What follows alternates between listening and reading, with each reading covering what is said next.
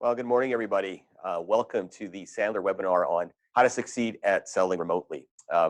We put this webinar series together just last week with all the crazy that's happening out there in the world today. I've had lots of dialogue with my clients. Some people really struggling out there right now, especially on the sales side. We find that a lot of behaviors and habits have to change dramatically over the next month for sure. But who knows? It could be the next 2 months, could be the next 6 months, could be the next year. We don't really know. And perhaps this is the catalyst that tips the change over dramatically forever in terms of using remote selling technology, remote selling tactics and abilities. So that I thought was pretty important that we do this webinar for everybody on the call today. We had a dramatic response. So we have a lot of current clients on the call. We have past clients who've joined us. We have people that we're connected to in various business networks, like the Edmonton Executive Association on this call. And then we have just people who found us. We've been putting this out on our radio spot, TSN. So maybe you've never heard of Sandler before. Maybe you've never reached out or encountered us. So this might be your first time. I'm going to give you a little word of warning with the whole social distancing thing. I am running all the technology on my own today, which might mean I'm a little bit slower at some of these things. I am in my office, but my office is just me. So I was able to kind of continue to do some of this and use our own technology. So that's where we're going. We are using Zoom, and if you've never used Zoom before, there's a couple of things that I want to share with you because we do want to try to make it somewhat interactive. And I'm just pulling the bar over. There's a couple of things that we're going to do today that I want to get some feedback from the people on the call. And you can see right now we have 185 participants. But we have this little thing called poll questions. I'm going to launch some of those. We have one poll question that I'm going to just share and that I want you to respond to. When the poll question comes up, all you have to do is click on one of your answers and we'll share the results. The other part of it that we're going to do is we want to use the chat feature. So the chat feature has some things in it that are going to allow you then just to put some information out there. We're going to ask you a question, and then we just want you to use the chat feature to give us a response, and then we'll use some of that in the dialogue today. Overall, we plan on spending an hour together. Could be a little bit less. I will stay on the call longer if people do want to ask me questions at the end. Everybody is muted, so I can't hear you talking at me. There is no background noise. It's simply, using that chat feature, and we'll get to it. During the course of the webinar, I'm not going to be able to monitor that chat. Obviously, that's a little bit too challenging for me. But I will, when I ask a question, go to the monitoring side and then, just look at some of the questions or some of the responses, and I'll share them with the group, and we'll go from there. So back in my life many moons ago when I was in sales, I was selling remotely. I had a home office. My territory was North America. And so a large part of my prospecting happened on the phone and using the internet. Now, back in the day, there was no LinkedIn. We didn't have this kind of video conferencing technology available to us. So it was all on the phone. And so I've had a fair bit of experience selling on the phone or without ever meeting my clients. So I know it's possible. One of the biggest sales I ever made in Sandler, frankly, happened without me ever meeting the decision makers. The decision makers were in another location. They were about 3,000 kilometers away from me. It was a seven-figure engagement, and all of it was done using teleconferencing. So I know that sales can happen using technology. It feels a little bit different, and for some of you, it's going to feel a little bit awkward. But hey, we're all working from home now, and now's the time. So we're going to be focusing on that as we go through this webinar today, and we want to give you some mental stuff. We want to talk about some behavioral stuff, and then of course we want to get into some techniques. So we're going to be going through that. So for those of you who don't know who we are because you've never heard of us, we're Sandler Training. I'm Chad Banman, and I own the Sandler Training franchise here in Edmonton, Alberta.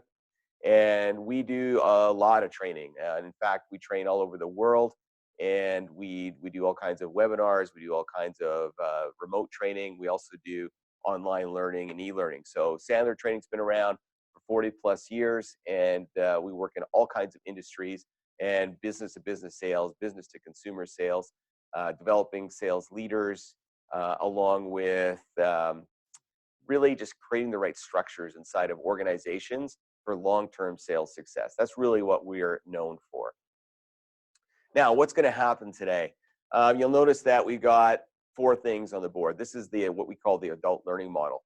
Number 1, we want to create awareness. Well, there's lots of awareness now that salespeople are in their homes, and we got to figure out how to sell remotely. So we know that. The question is, how are we going to do that? What do we need to change? So we want to create some awareness around some opportunities, some new ideas. This is a 1-hour webinar. I want to put that in context. So we can give you awareness. We can even give you some knowledge. But where you're going to have to come in after the fact is skill and mastery. What does that mean? You're going to have to take the stuff you learned from the webinar today, and then you're going to have to apply it, right? You're going to have to practice it. You're going to have to take it and mold it into your world so that it's effective for you, because there's always going to be a little nuance to what you're going to need to do. Of course, mastery, that means you have to be completely comfortable selling remotely. And that involves a lot of new skills for some of you. And some of you, it's just a transfer of some of the skills you already had into just a completely different environment. So we have this book called You Can't Teach a Kid How to Ride a Bike in a Seminar. It's one of Sandler's most famous books. And really, it's all around creating mastery in your sales world. And we want to get you at least to step 1 and 2. And we'll talk about how we can maybe help you with step 3 and 4 when we get to the end of the webinar today. I already talked about participation today, using the chat feature and polls. We're going to start off with the poll, and then we're going to use chat for some of the other things that I'll monitor. All right, so first question, why we're all here today. What is the one thing you are struggling with when it comes to selling remotely? So I'm going to launch a poll here. I'm going to give you some options. We'll give you a couple minutes to answer. So I try to come up with the ones I thought were the most obvious, but we're going to throw it out there for about a minute. Should be popping up on your screen right now. And all we ask is that you click one of the 4 answers or other, and we'll see where the room's at.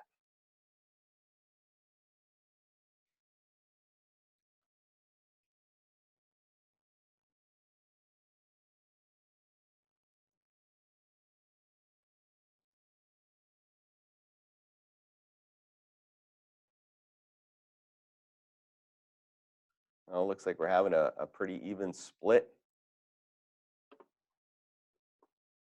We'll give you another 10 seconds or so to answer the poll.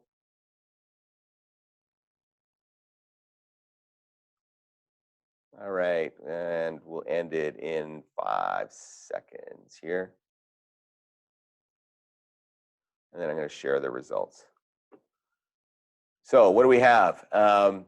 We got a pretty wide split. Lots of people in the other category because there might be some other things. And I think some of you actually had a chat feature in there that you added. Somebody said finding a camera. That's a good challenge. Technology out there, Amazon, hopefully they can deliver one for you that you can plug into your computer. How do I figure out which customers are buying right now? We are going to talk about that. We're going to talk about adjusting our prospecting behaviors and habits, and how do we ask that question? Because that's a great question. We need to ask that. Some of you felt, don't believe you can be as effective if we can't be face-to-face. And a lot of studies show us that there's so much body language that happens that creates trust. But we're going to talk about how do we use our camera and video to do that and get in that right habit. And I think that can help some of you there. Some of us have just never done it before, right? We have never done it. So it's kind of like putting on those skates for the first time. It's scary. It's uncomfortable. It makes us nervous, right? We're like, oh my God, what do we do? Well, the world has forced everybody into this situation right now. So you're not alone, which is the upside. You are not the only person trying to figure this out right now. If you're trying to figure it out, I guarantee your clients are also trying to figure this thing out, right? So there's going to be a lot of empathy for mistakes and for people who kind of mess up. It's okay, right? And that's kind of the upside of all of this is we're all in this together and we're all trying to figure it out. So thanks for contributing to that poll. I really do appreciate that. So first thing we got to remember, a crisis. Crisis is temporary. And I just did a little review on crises that are happening, and I kind of did some reading. So some of you are old enough on this call to remember that, wow, we had some crises like the 1970 OPEC energy crisis. I don't remember that one, but I've seen pictures of people lining up for gas, and that was crazy. The early 80s, man, my father went through that with his business. He started his business in 1979 in Alberta, and in 1981, 82-ish, somewhere in there, we had all kinds of issues around recession in Alberta. So we had that. People got through that. 1987, Black Monday, big stock market crash. I was a little bit too young to feel that one. Our early 90s recession, I was impacted by that because that's when I was getting out of university, and I saw that one come. 2000s dot-com bubble. You know what? Maybe that was the one that you felt. And of course, the recession here, that one from, this is 2001 with the terrorist attacks. And then of course, we also had 2009 when everything and liquidity kind of just went dry for a while. So here's the thing. We've come through all of that as a society. I don't have a crystal ball. I don't know where this is going to go. I don't know how long this is going to last. I think that's what's scaring the majority of us. We don't know, right? So we have a choice. We can freeze and go, I'll just do nothing right now because, oh my God, who knows if I have a job tomorrow? Who knows if I'll even be working a month from now? And I don't know the answer to that. Or we could say, now's the time to do something. Now's the time to act. And when we have action plans and when we're doing something, it just creates a lot of lowering of the old stress load in our brain. It's when we have nothing to think about that our brain starts to catastrophize. In other words, we go to the worst things. We go to the most scary things. We're like, oh my God, you know, the world's going to be over. It's not. So now that we've addressed what I call the elephant in the room, this is the areas that I want to focus in on today, which is, you'll notice the top part. If you're a Sandler person, you've been around a while, we've got attitude, behavior, and technique, right? Attitude's at the top. I want to talk a little bit about mindset. What are the behaviors? What does that look like? What are the new behaviors? And of course, some techniques that we can use in this whole process. All right, so chat feature. I got a question for you. What is one of the best practices you've stumbled across for selling remotely? So I want you to pop open that chat feature, and if you've come across anything in the last week, I just want to see what you've come up with, and you know, we'll share with some of the group as well, because we're looking for ideas. So pop open that chat feature and start typing some things. All right, I got ability to use Zoom. Yeah, Zoom. If you crash course on Zoom. LinkedIn to find buyers' names. Yeah, that one's been out there a while. It's a good practice. Microsoft Teams, somebody mentioned, you know, the ability to use that and stay connected.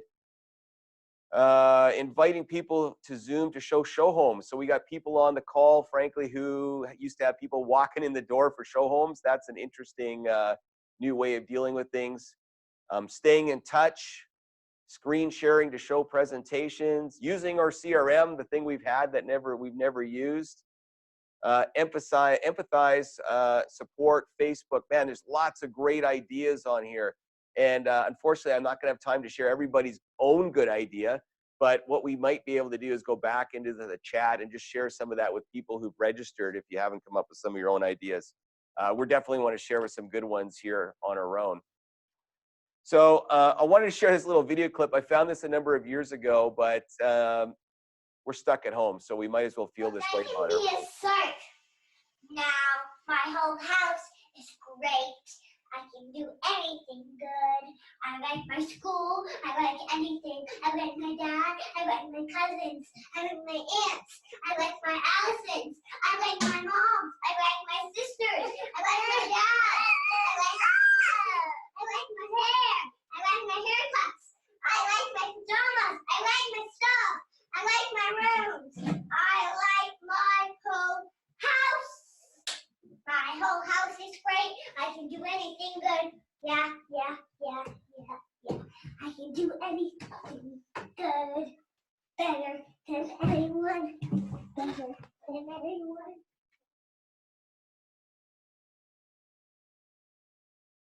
So I wanted to share that little video, and hopefully it brought a smile to some people's faces on the webinar. You know what? A lot of where we're going to go is mental right now, and we got to change our beliefs. If we come into this with the belief that nobody will buy our stuff remotely, there's no way they can buy our stuff. It's just impossible. I can only sell by seeing somebody face to face. That's going to lead to a lot of inaction, which will lead to the results of, hey, you're right. You might also have the belief that at this point in time, there is not a single person out there spending money. They have canceled everything, and it is pointless to try to reach out to people. If you have that belief, I guarantee you the result will be zero. You're correct. Alternatively, funny enough, there are still people out there with money. There are still people out there with cash flow. There are still people out there buying things. It's just maybe harder to find them. And there's no question, you know, it might not be the right time for them to make the decisions. But you know what's really amazing is that probably all the people that you could not get on the phone or get you to connect, they're sitting at home like you. And maybe they're sitting in catastrophizing mode and going, oh my God, the world's ended. And you're right, they're probably not interested in talking to you if they're in that mode. But not everybody's in that mode. And some of them might be willing to listen to you and talk to you about the future. And now's a great time to reach them because they're not traveling. They're not distracted by 1,000 meetings. They're in their house. And frankly, they're really looking to talk to somebody. And it might be an awesome time to talk about the future. So you got to make sure that you're checking in on your beliefs and your attitude, because that's going to go a long way to figuring out where you're going to be. So some of the attitude issues you might have: I can't prospect, I can't make meaningful connections, I can't close any business, I can't add value to my clients. Maybe that's a problem. Now, what can we do? Reach out to prospects, create a list of ideal clients, update your LinkedIn skills for those of you who haven't figured that one out. By the way, if LinkedIn is one of the issues you're having, Sandler partnered with LinkedIn. We wrote a book with them. I have a PDF version of it. If you need information on how to get your LinkedIn up to speed, happy to share that with you. All you need to do is reach out. You can go on www.aon.sandler.com. You can email me, reach out and say, hey, I'd really like that PDF. I'll send it to you, right? And it's just a great way to work on some things. Listening with empathy. Oh man, in sales, we get accused of not doing that so often, right? We're so busy talking and not listening. That can be a great skill to develop right now. Awesome time to do it. Future interactions. You can set things in the calendar for down the road. It doesn't have to be tomorrow, right? So revising your attitude is going to be pretty critical. Of course, we need to, one other thing on attitude. Somebody shared that maybe this is a behavior. Actually, I'll share it under the behavior section. So what can't we do? Well, we can't go to networking events, but it's interesting. I mentioned that I was part of EEA, Edmonton Executive Association. It's a networking group. We would meet for breakfast every Friday morning at 7 a.m. And frankly, I miss that already. It's amazing how you miss something. I didn't miss getting up early, but I miss the people. So it's funny that EEA has decided now to do like these little group meetings. So if you're part of EEA on this webinar, if you're not doing that, it's a great way to stay connected with people. And I put my hand up. I said, I want to be a part of that. You can't do in-person calls, but you can definitely do video conferencing. Some of you might think you can't take people for lunch anymore. And I heard this really cool idea that one of my other clients is doing for their current customers is they're doing Uber Eats. So what are they doing? They're saying, hey, let's do lunch. And they're sending them lunch to their house, and they're having lunch at their house. And through the Zoom video or some kind of video conference, they're actually having lunch together, and then like a lunch meeting, trying to create some normalcy there. I thought that was pretty cool. The other thing I've heard around behaviors is taking your clients for coffee. So what are they doing? They're sending them like a Timmy's card, gift card, or a gift card for like Starbucks. And then they're both having their lattes and having a coffee together. So we can't be face-to-face, but we can have new and different behaviors. So those are some really interesting things that I had heard that I thought were pretty cool. The other one, maybe you're not doing trade shows anymore. I've heard of virtual trade shows. So people are now going online and creating these virtual interactions with each other. through a trade show that they normally would have done in person. Again, really interesting. So there's just some ideas that you could do. Cold calling, cold emailing still is out there. Webinars, we're doing webinars. Maybe you can do a webinar for your clients. And of course, building your client relationships. So these are all behaviors that we can think about if we want to change the game and can become better at what we do. Now, of course, technique. How do we do it better? What does that mean? How do we really get better? So there's things around using the technology.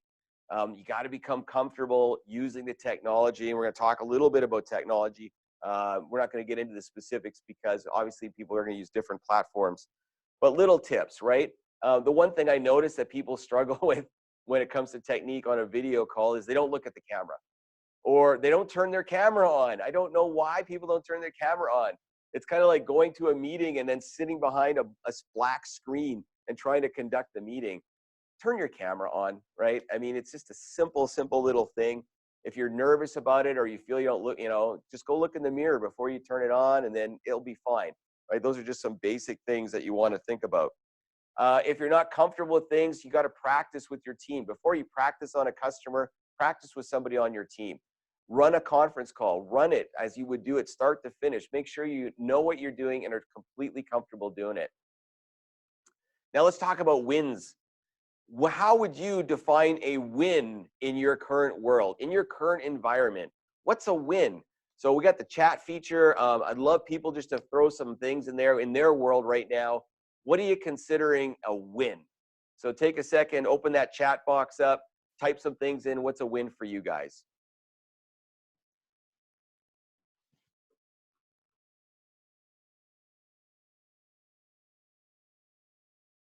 So I got people getting orders out on time, closing deals, staying connected, positive response and conversation, getting commitment for a scheduled meeting.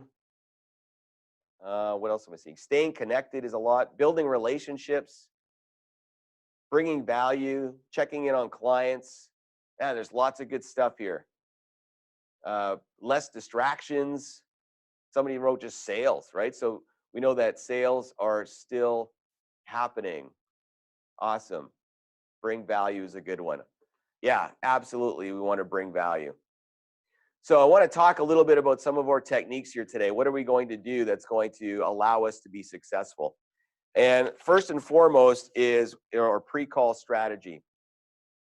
You got to think about what is it that you want to have happen in the process? What's really going to make for your win? Some of the clients that I've talked to, they talk about the 90 days in the calendar. So they're not booking meetings for April or May. They're booking June, July meetings because they know that, A, people are home. And here's what's going to happen. Again, I don't have a crystal ball, but let's pretend come May, we all get to go out of our homes and have meetings with people. Let's pretend that's what happens. So now we're out, and guess what's going to happen to all the people you want to meet or talk to? They're going to be swamped. They're going to be busy. They're going to have a hard time just getting a hold of them because they're just trying to kind of get everything going again in their world.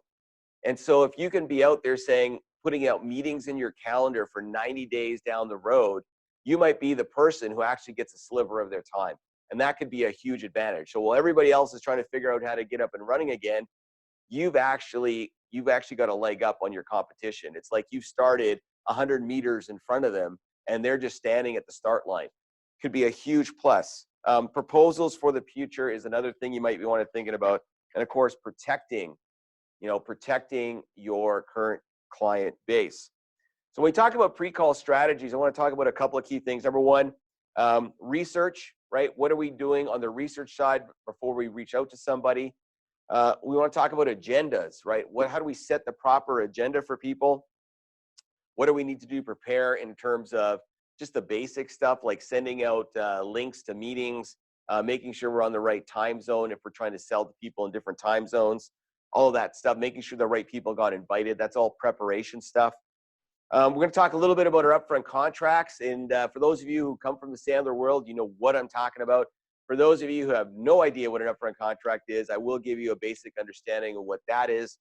And then, of course, what kind of questions do we want to ask? And that's really important. Now, we talk about the question, this is all stuff we would do face to face. Now we're just going to be doing it online with people. So that's the only little difference. Ideal client profile, you might need to revise it. Why? Well, maybe you're selling into an industry that frankly is completely decimated. If you are selling into the hotel industry right now, I can almost guarantee you there's nobody there, or there's definitely no decisions going to be made about anything for a long period of time. So you need to start thinking about that. Who does my product and service help? If my industry that I normally sold to has been almost completely wiped out, who else can we sell to? What other problems can we solve? Can we pivot? Now, there's been examples that I've been watching in the news about companies pivoting. I heard about Bauer hockey equipment. They've pivoted, right? They made hockey equipment. Now they're making face masks. It's forced them to completely change what they're making. Now, you may not be able to do that in your business, in your world. That may be impossible, or you just don't have those skill set. Like I cannot, as a Sandler trainer, I'm not going to become a manufacturer of healthcare gear. I don't have the ability, I don't have the tools, I don't have any knowledge around it. So, but I might have to pivot who I'm talking to. What industries are still going? What industries still have the opportunity to be, solvent, I guess, for the foreseeable future? And I'm going to make my decisions around who I reach out to in those worlds, because those are the people I'm going to have the most likely chance of doing some kind of business with down the road. So you might have to figure that out. Again, how can you serve them? What's their pain indicators? What problems are they having that you can solve for them? And then, of course, trigger events. So trigger events, maybe what's happening now, what's happening a month from now down the road. Those are some of the questions that you might need to ask yourself. So take a good look at your current list of ideal clients and ask, do you need to make any kind of adjustments to that? All right, so the other thing, so we might have modified our ideal client. Now we're going to look at social selling. So what is social selling? Social is using online tools like LinkedIn, like Facebook, like Instagram to reach a new and different audience. It's all around electronically reaching out to people. And so we want to look for things to comment on. First of all, we want to get comfortable on the platform. LinkedIn is one of the most common B2B platforms out there, and you need to do a deep dive on your profile and who you're connected to. If you don't know how to use LinkedIn, there are all kinds of videos and tutorials. Hey, you know what? Take the time and learn it. No better time than today. Update your picture. I still see people with photos of them fishing on LinkedIn or hanging out with their kid. It's still a B2B environment. Let's make sure that we're doing the right things with our photo on B2B. We can reach out through direct messaging on LinkedIn. We can reach out to people who we want to talk to on LinkedIn, but we have to do the behavior and we have to reach out and connect to people. That's a behavior. If you connect to people on LinkedIn, when I started on LinkedIn, I think it was about 8 years ago, I had 20 connections. Today, because my behavior is to reach out and connect with people, I think I'm at 3,000 right now. And my goal is to grow that to 5,000. And then eventually become what I call a LinkedIn influencer. Because if I can do that, there's going to be a lot of people paying attention to the things that we put on there. So virtual tools, online networks, things that we can use to connect with people and add value. Watch for what your clients are posting on LinkedIn and comment on it. I've seen a few of my clients do some pretty cool things on there and offering help. So one of my clients, they're in the truck business, and they've offered vehicles for the use of moving product around to different locations. One of my other clients is in the IT world, and they're donating still to food banks in the Edmonton area. And so commenting on what your clients are doing and giving them a pat on the back and saying, wow, that's so amazing, is important. Don't forget to do that. That's a simple way to build engagement with your client, which is, follow them, watch them, and then comment, type something up. Birthdays, work anniversaries, please do not be that lazy person who just takes what LinkedIn tells you and then just push it through. Type a personal note. Say, hey, you know what? One of my clients had a birthday yesterday, and LinkedIn told me about it. So I went on and said, hey, congratulations on your birthday. I hope you had a really great day. he responded and said, thanks for that. You know, it's been a little crazy. And I go, yeah, you know, if there's anything I can help you with, please feel free to reach out. So we're just trying to create those connections. And now is a great time to create those connections. And in fact, it couldn't be better. We're all feeling like we need a hug and we can't give each other a hug. So it's the virtual, right? We're doing virtual hugs. So if we're going to use emails and direct messages, I did see somebody in the chat feature who said, how do we do emails? How do I stand out? So first and foremost, think about all the emails you never open. Why don't you open them? Sometimes it's because you don't know the name or the subject line is not very engaging. There's no real, you're like, or you get it in your side view on Outlook and you can see there's a million things. You're like, I ain't reading that. And so you don't. The goal with email is to get it read. The goal with direct messages is to get it read. So you need to be effective with the tool. Number one, short subject lines. If it's too long, trust me, nobody's reading it. And it's really three simple things that you want to consider. In your subject line, put in the word question for you, right? That's simple, right? You could do something like that. Or you could type in the word opportunities. Or you could type in the subject line information. Short, sweet, with a question mark gets it open more than not. And that's the goal, right? That is simply the goal. Now, if you get it open, what are you going to put in the body? Well, number one, introduction and purpose. Pain indicators, unique selling proposition, and the ask. So it's pretty simple. There's 4 bullet points there. So introduction, purpose. Why are you reaching out to this person? You got to tell them, hey, it's Chad with Sandler Training. The reason I'm reaching out to you is I noticed you were one of the top 50 managed companies in Alberta. Okay. So what am I doing there? I'm giving them a positive ego stroke. They won an award. They're proud of their awards. I want to share that with. I say, hey, and we like to work with companies who are leading edge, right? So that might be an example of an introduction and a purpose. Now, pain indicators. So that's my 30-second commercial. So typically, when we reach out to companies, it's for one of 3 reasons. One, they have a really good sales team, but now they're not sure what to do with them now that COVID's kind of canceled everything, and they're not sure what's the plan to move forward. Sometimes that's not really the issue. The real issue is they figure now's a great time, frankly, to invest in some of their people's skills because they have the time now. People don't want to see them, and they really feel this might be the best time to do something like that. Or, sometimes it's not those things. It's that they just want to talk to somebody about what's happening in the business world in the Edmonton area. And, they want to bounce some ideas off of other people and just see what some best practices are. If any of those feel like they would be important, would you be open to a phone call? So all I did there was 3 to 5 sentences, why I'm actually reaching out to them. And then, of course, would you be open to a call? So short, sweet, what do you solve? Can you solve any problems that are happening right now? Is going to be far more effective than stuff down the road. So just some ideas there. Follow-up progression. So if you feel that this is somebody worth talking to, there might be a reason to kind of follow up with them more than once. A lot of times salespeople do the one email and they never reach out to them again. Now, here's the issue. At this point in time, you might not have their phone number if this is somebody you've never prospected on before. Alternatively, if this is somebody you talked to before, I'm going to guess you got their phone number. Now, don't be tone deaf, right? If you know that this is an industry, let's say like the hotel industry or the travel industry, I'm going to tell you, probably not a great company to be prospecting. And maybe you just want to reach out and say, hey, I care. You're probably going through some tough times. If you're open to talking, great. If not, completely understand.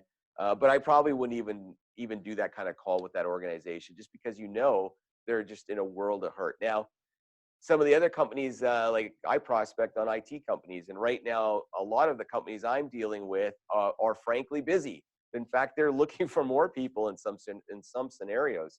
And so, they are more open to, business as usual kind of conversation. And I would spend more time prospecting that kind of company than I would some others out there today. So what we have is a follow-up progression though.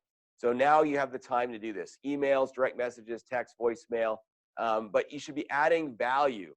It's not about buy my stuff, buy my stuff, buy my stuff. It's about sharing information. It's about increasing their knowledge. It's about maybe talking about the future, but you can still have a follow-up progression here. It does not have to be shut down. All right, so pre-call checklist. Let's pretend you get somebody who raises their hand and says, I'm interested. I want to do something. Let's have some kind of conversation. You got to have your own little pre-call checklist. What are you hoping to accomplish? Who's going to participate? You got to know who's going to be involved. Of course, how much time? What decision will be made? This is really important. This is kind of the what we call the upfront contract. In other words, what do you want to have happen? Is it a future meeting in the calendar? Is it a Zoom meeting with all key people involved? What's a next step? So you may not know that right now because you don't know the situation that person is in, but you have to ask yourself, ideally, if they say we're still in a decent spot, we're still doing business, things are still happening in our world, what is your next step? What do you want to have happen? So you got to have that in mind. And of course, double checking your invitation. Make sure you didn't mess that up. This is, again, where we fall down with technology. Right people, right link. I tried to do a Zoom meeting the other day. I sent them an old link. We had a problem, right? So again, use the technology appropriately. All right, so chat box time again. What is your biggest concern about your next meeting coming up? If you've got something still in the calendar, you got something that you're going to do in the next week or so with either a customer or a prospect, what's your biggest concern?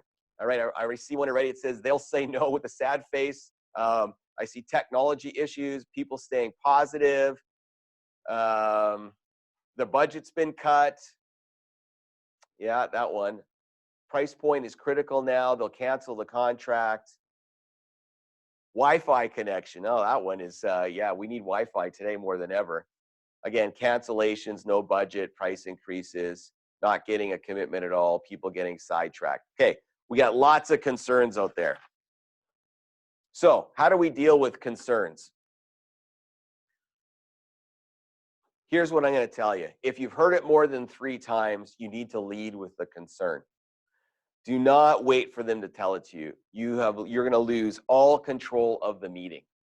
So if we were prospecting, let's pretend that's the case. Let's pretend somebody said, yeah, you know what, I'm willing to take a call from you today. So you have the call. You got to address the elephant in the room. So it might sound something like this. Bill, I've been reaching out to a lot of people because, you know, we're all at home right now. And frankly, my job is in sales is to reach out to new people, even if things, you know, are a little bit crazy. When I call people, I find I kind of get 3 responses right off the bat. Number 1, you know what, we things are tough. We're watching our dollars, you know, but we're still planning for the future. That's probably 20% of the people I call. Another 20% are like, nope, now's a terrible time, batten down the hatches. We're barely staying, you know, hanging on. No hope of having any real conversation here.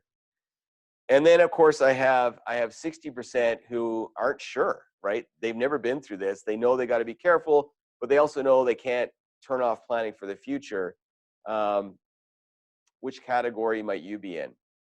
So I talked about my concerns right away. I just put that into a dialogue because if they say, nope, Chad, like, I'm sorry, man. Like, there is no hope in Hades that we are going to have a conversation. I just laid off my whole sales team. Hey, you know what, Bill, I get it. Hey, by the way, I've got some free stuff. Can I share with you that maybe your team can actually use, just even if you've laid them off, would you be open to that? Right? So I know that's not going anywhere, and I'm fine about that. If I'm calling a current customer, again, you know what? Elephant in the room. We're going to talk about it first.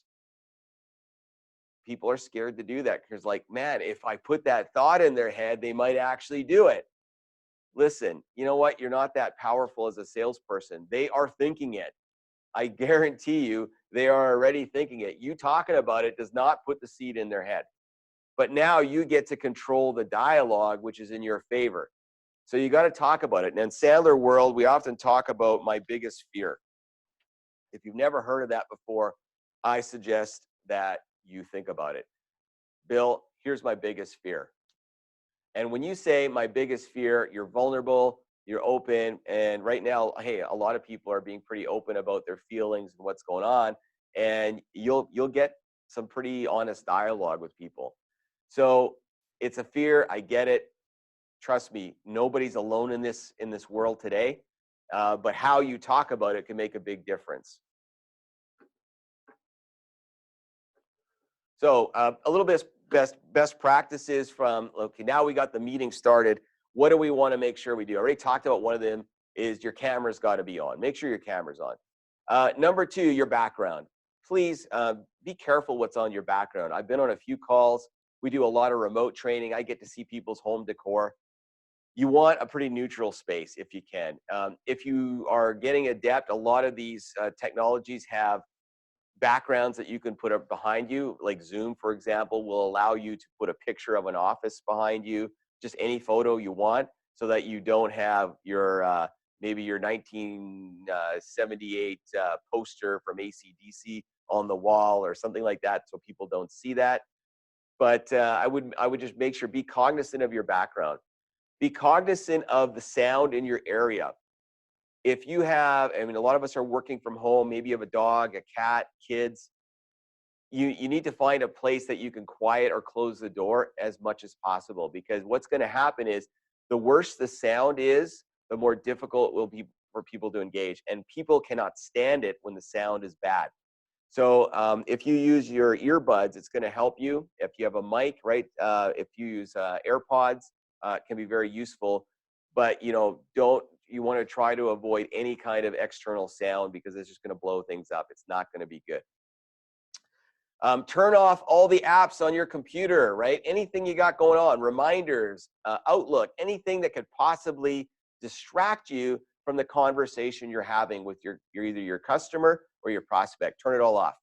As soon as you see a little thing come up from Outlook saying, hey, you've got mail, you're distracted, you're not connecting with that person, it's a problem.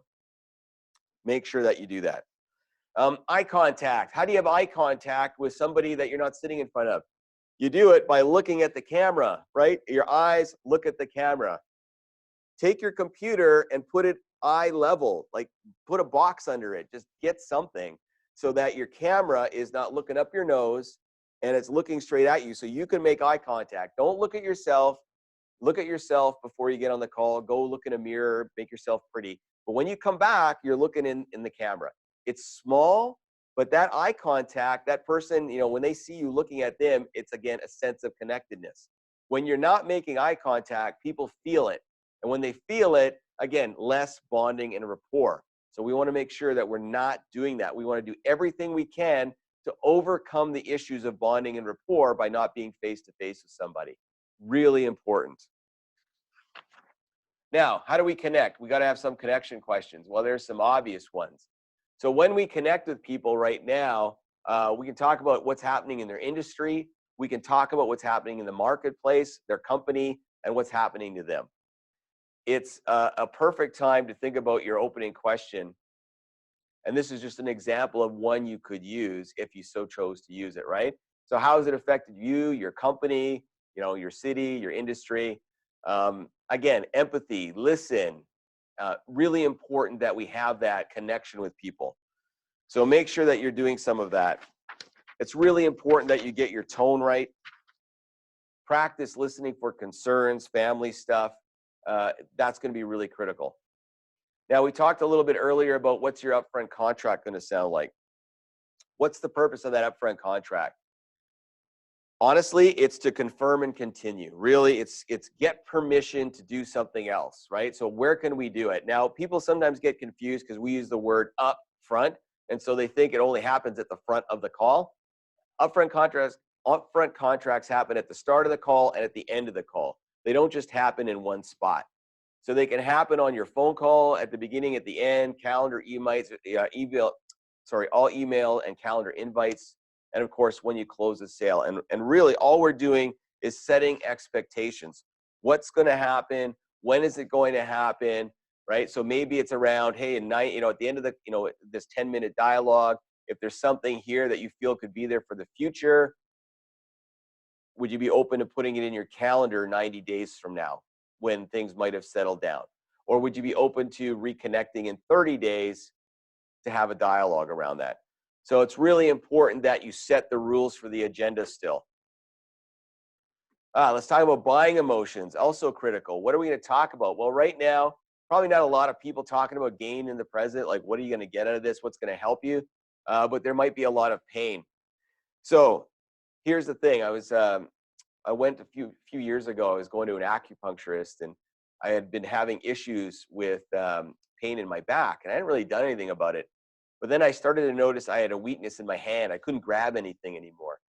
And he says to me, he says, pain is what gets your attention.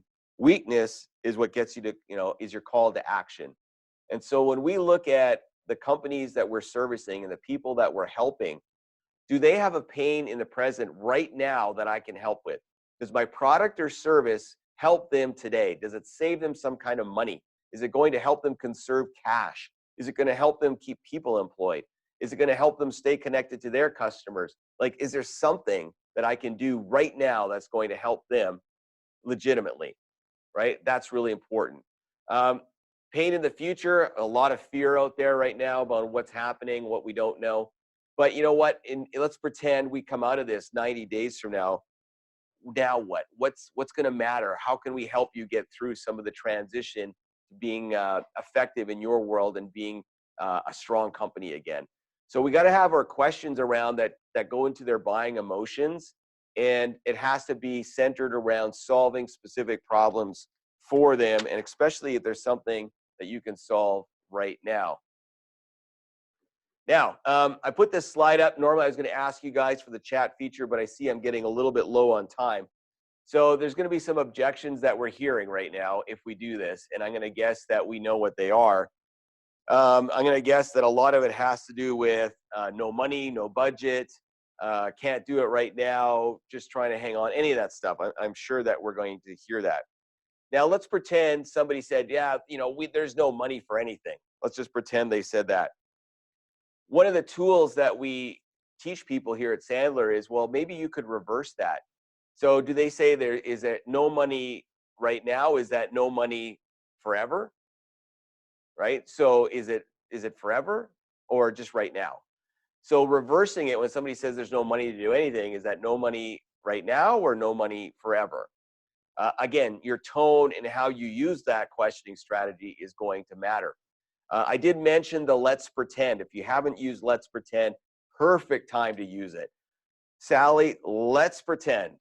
Let's pretend the world kind of, we get through this crazy, and come summer, things are sort of, I guess, normal on some level.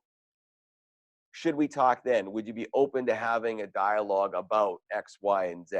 Right? That's the let's pretend. See, when we get an objection, it's not really around the objection, it's around understanding. I had a client right now, the objection might be starting something new with you. And trust me, I have had this objection in the last 3 weeks. We went from having a massively full pipeline to having a very slim pipeline in 3 weeks. And some of you might have experienced that as well. And so when I talked to people, not everybody was willing to get through that. I mean, some people were in just survival mode. But when they said, you know what, we can't, we have to push this off, we can't do anything right now, sorry. And when I went back to them and I said, so listen, I understand there's probably a lot of issues going on. Would you be open to exploring a little bit about what starting now could look like and see if that might even work for you? I haven't had anybody turn me down for that. Now, does that mean they still go ahead and do the business with us right now? No. But it does sometimes mean we have an action plan for May, right? We have something in the calendar, a clear next step, something that we're going to do together that will then progress further come May or June. Again, if the world kind of comes to that normal place again. So the objections that you're getting, frankly, please, you can't be emotionally attached to it. It's not our fault. It's probably nothing you have control over, but you need to explore it. You need to explore if there's any way that you can engage them today. Is there any option? Is there any small thing you could do together, maybe to get them started with you, even if it's not a lot of money, or maybe it's even free, right? Maybe there's something that you can do that without any cost that gets you into a relationship with them for the future. And those are some of the things that you need to be thinking about. Now, post-sell. We talk about post-selling, and when you say post-selling, you got to post-sell everything. What does that mean? Prevent loss of a sale. So for those of you who are still getting orders coming in, post-selling means, hey, Sally, is there anything that you see happening in the next week or so that would prevent this PO from being signed? Post-selling, right? Post-selling referrals, introductions. It's a great time to talk to people and get an introduction. So if you got somebody on the phone or you got them in a Zoom call, part of it is like, hey, Bill, I was looking through your LinkedIn referrals.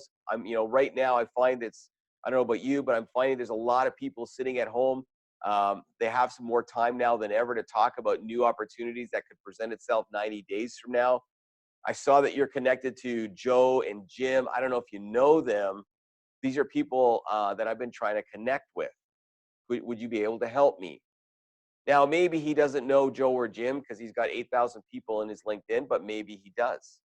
Right now, if he says, yeah, absolutely, I know Joe. Hey, would you be willing to reach out to him and see if he's open to taking a 10-minute phone call from me right now, just to talk about the future and see if there's something we can help with down the road, right? So post-selling referrals, you need a referral strategy. And we just did a recent survey on new business development. The number one strategy for getting new business, referrals, surprise, surprise. It was 2 times as effective as every single other methodology. The problem is most of us don't have a strategy and we don't ask. We're not asking the right questions and we're scared to ask. If you think of a referral, and referral sounds really important, and we change that to introduction, if you could just introduce me to somebody, would you be willing? And I gave you some names. Totally changes the dialogue, and it doesn't feel so onerous. So remember, post-sell, getting referrals, loss of a sale, and of course, upfront contracts. What are the next steps? Are they in the calendar? Do we have them set? So you did the call, right? You talked about, you did an upfront contract. You did some kind of pain conversation with them. You had a clear next step, future. Now, debriefing, what does that mean? Here's the cool thing about doing everything virtually. You can record it all. We're recording this webinar. Why? Because A, I like to go back and look and see what we did. Can we do better? Of course, we record it to share with other people, right? People who couldn't get on the webinar. You can also record all your calls. If you're doing a video call, you can record that. And why? So that you can go review it next time and see what you could do better. Or share it with your peer and get them to give you feedback about what you could have done better. It's a great time. So go back and review your recordings. Go back and review your notes and next steps. Make sure you got those clearly labeled. And then debrief it with your manager to make sure that you know what you're supposed to be doing next. So we've got a checklist here for you. Did you get their pain? Do you have a viable solution? Do they have any time, money, and resources right now? Is there a clear future? And the last one is important. This is the post-sell. So let's pretend you got on a call with somebody and they said, you know what? 30 days from now, listen, it's crazy. We can't really, look at that in any kind of in-depth detail. Why don't you reach out to me at the end of April? And you're like, great. How would you like me to do that? Well, give me a phone call. Okay, why don't I call you? Why don't we get it in the calendar for, let's say, Friday at 3 o'clock? Would that work on the 28th? Sure. Bill, what if that doesn't happen? Like, what if you get busy or we miss each other? What would you like me to do? I don't know. No, it's gonna happen. Well, yeah, but what if it doesn't? Well, yeah, just call my cell. Okay. Right? What if it doesn't happen is a question that a lot of salespeople forget to ask. And then we spend a lot of time chasing people and we never find them again. So we want to make sure that happens. We want to care for our clients. What does that mean? Behaviors, keep, attain, recapture, expand. There's a lot of behaviors around keep clients. We want to make sure that we're staying connected to them, that you have a behavioral plan around that. I've talked about that on another call or webinar just earlier, probably about a month ago. Build relationships. We want to make sure that this is the time to build a relationship. I would guarantee you a lot of us have very weak ones. They're more transactional. social capital. This is what you can build right now. Giving and listening. Giving and listen. What can you give? Right? We're giving free webinars. Why? We want to build social capital. We want to help people. Build relationships, calling all your old clients, past clients, people you haven't seen for a long time. How are they doing? How can we help you? Authority by adding value. So in other words, is there something that you can give, teach, instruct? Can you create your own webinar series? And of course, intimacy by opening up and being personal. We're all in this together. I was watching Jimmy Fallon from home, and he shared a story. Him and his wife are going for a walk, and they talked about how did they meet. And that kind of intimacy, I'd probably have never gotten. Now, I'm not going to know Jimmy Fallon. He's not going to call me. But I got to look into his life that I wouldn't have had before this all happened. And now's the chance to build intimacy with your clients on a level that when we come out of this is so solid, nobody's getting in that door. So we've come to the end of our webinar. I've given you a lot of ideas, tips, things to think about. It's only been an hour. That's all we had scheduled for today. So an attitude, behavior, or technique that you've learned today.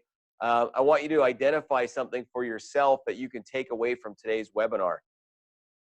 So from here, what can happen?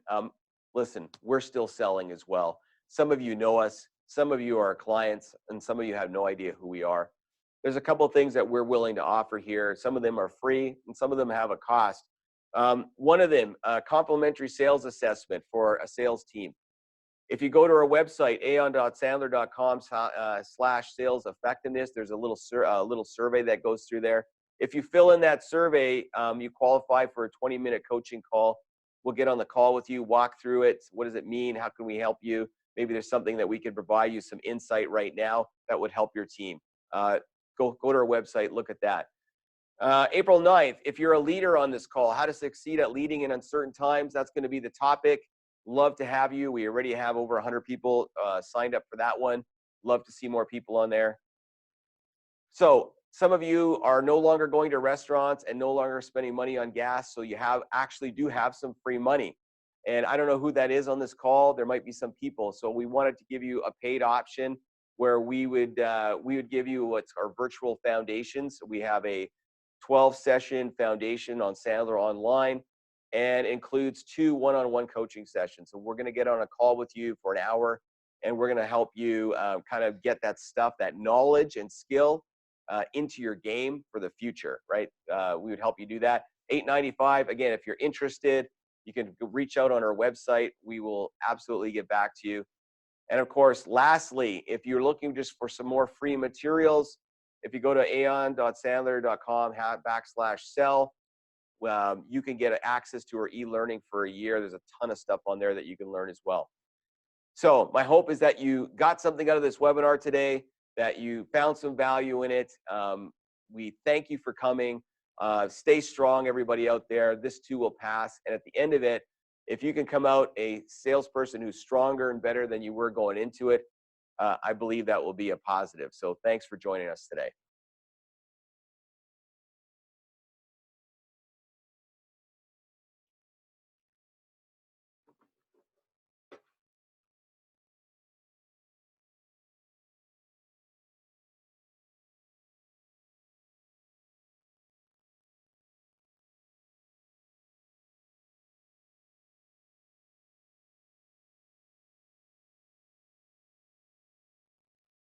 Yes, sorry, somebody asked me if this is being recorded and shared.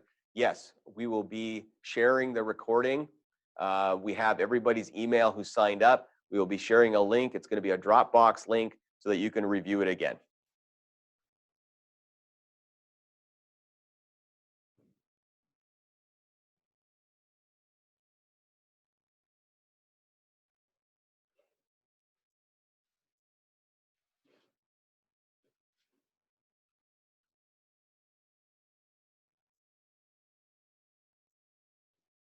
All right, so we'll be ending the call. Again, if you need any other questions for us, you feel free to reach out to me directly. Happy to engage with you and answer any of your questions. Thanks so much. Really appreciate it.